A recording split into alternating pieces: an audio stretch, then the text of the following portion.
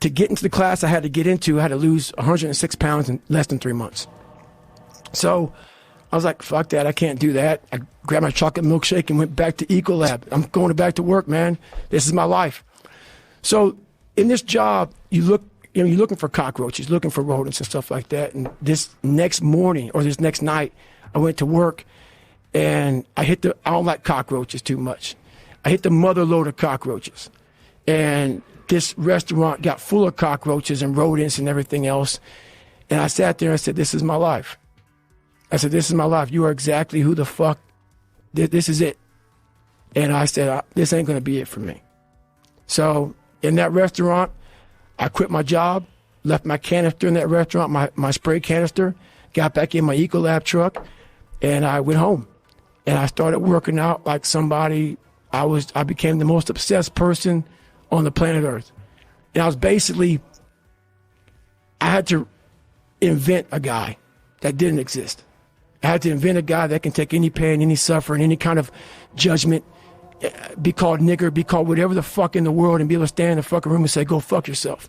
I had to build this callous mind, and I built it through suffering. I built it through downright fucking just crushing myself. If it was raining outside at 3 o'clock in the fucking morning, if it was snowing, the first instinct is don't go out there and do shit. My instinct was, we gotta fucking go out there. Anything that was fucking horrible in my life that I would normally say no, that was inhumane to most people, I had to go do it. And I started callousing my mind at this point in my life. And I lost the weight. And I went back to recruiter. I got into that class and I went through 3 Navy SEAL Hell Weeks in 1 year. Only guy to ever be in 3 Hell Weeks in 1 year, to my knowledge. The first one I didn't make it through. The next 2 I did. And that I just didn't. I didn't stop anymore from there. And I started realizing through this process that the fucking mind is what you created. And I started opening different doors that I didn't think were even there, that I didn't think even existed. And the more doors I opened up, the more I started realizing that my potential is damn near endless. And it changed my whole mindset. So I went from David Goggins and I created Goggins. And that journey is a priceless journey that is hard for me to even explain to people because it sounds so quick and easy. Like I lost this weight and I went through 3 Hell Weeks. I went to Ranger School, went to Delta Force Selection, whatever it is. It was brutal. It's a brutal journey every fucking day. And everybody goes, well, are you happy? If anybody knows my life story and I try to give you just a snippet of it, where I'm at today is in front of Joe Rogan telling you my life. To get through where I became, to get through where I'm at now, there's nothing but pride I have for myself that I can't really show people. Because I have this face that they see like, are you happy? What's wrong with you? I'm driven. I'm obsessed. And that's what you see. That's it. So my first run, when I decided to lose the weight, I was, like I said, 297. I was about 32% body fat. And my idea was to run 4 miles for my first run. I didn't know how bad it's going to fucking hurt me. I used to run before I was fat, and I was like, fuck it, I can do this. I ran a 1/4 mile and walked home. I walked home and sat on my couch and cried. I went to my mom's house, who was about maybe 20 minutes down the road, and cried and get in her couch saying, man, I can't fucking do this shit. I don't know what I'm going to do. I just got somebody pregnant. My life was just fucked. I was making $1,000 a month. My rent was $810 a month. And my mind just kept fucking with me. And kept fucking, you're not good enough, man. This isn't for you, man. These guys are the baddest motherfuckers on the planet Earth. You're not that.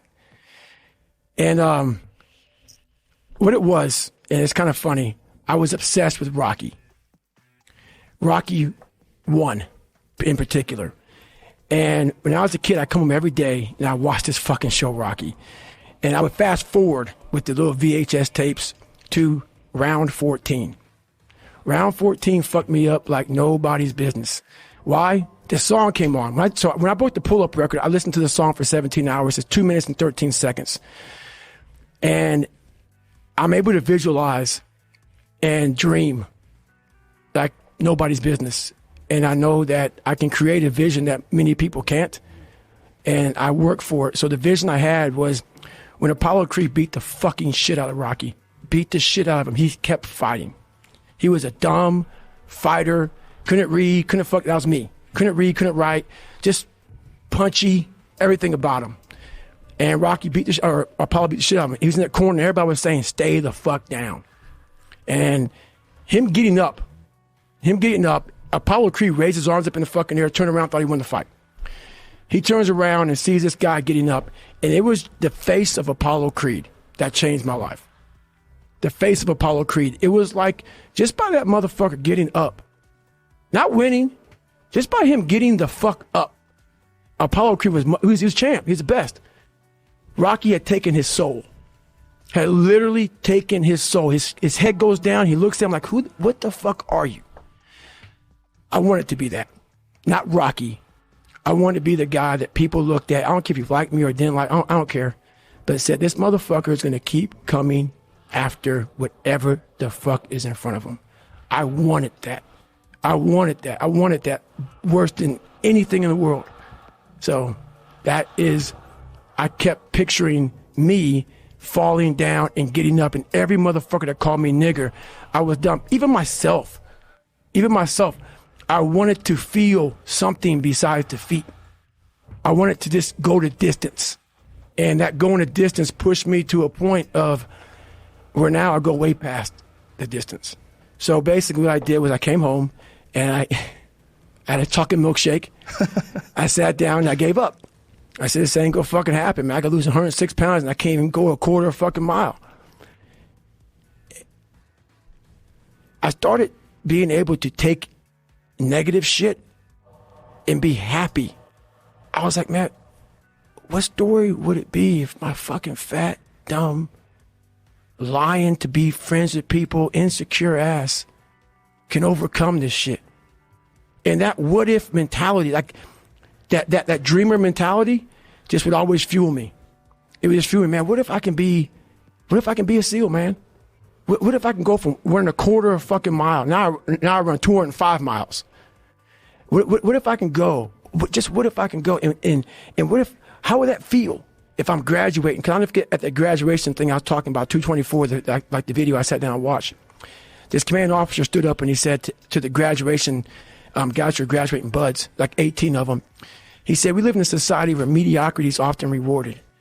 And he went on to say something about these men detest mediocrity. And I wanted to be a man that detests mediocrity. It got me in a lot of trouble in the SEAL teams and going forward in my life because I started looking down on people for not going hard as fucking shit. And I started to create different things, but that's for a different day. But I just believed that, my whole mind changed. I got my milkshake, took Rocky. I said, you know what? I was big time in Rocky and Platoon. Why Platoon? I love to see people who were getting beat down. And there's scenes. There's scenes that just drove me. And people in my Hell Weeks, I was in 3 of them, they'd always hear me singing these songs, humming these songs in torturous situations. When everybody's quitting this fucking code, I would be somewhere fucking gone, somewhere fucking dark as shit. There's a scene in Platoon when Barnes shoots Elias, and they think Elias is dead, and the choppers are taking off, and Charlie Sheen's asking, Tom Berenger, where's Elias? William Dafoe. Oh, I found him back there dead somewhere. And through the woods, the Viet Cong is chasing Elias through the woods, and they're shooting him in his fucking back. And all he wants to do is get to the fucking chopper. He's getting shot in his back. He's getting up. He's getting shot in his back. He's getting up. And you see this guy just fighting. I love the fucking guy who just fucking fights. And so I put these things in as reminders that you're going to have to fucking suffer, man. This fucking 0.25, man, you're going to have to fucking suffer to go from this fat, insecure motherfucker to one of the best guys on the planet Earth. This journey is going to take something that is going to be incomprehensible to most people. And these different visualizations, how I visualize in my self-talk, it became so nasty and dirty that I almost liked the fact that I went 0.25. So it became from being defeated to like, man, all right, motherfucker, maybe tomorrow we can go 0.75.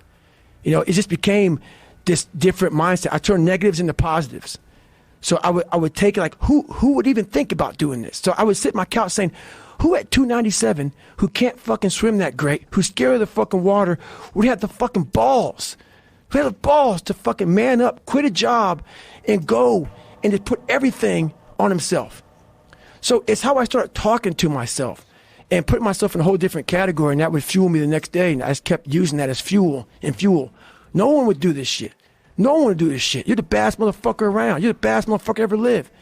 And I just kept fueling me with the right kind of message that I needed to hear that I was never telling myself. And through time, it became reality.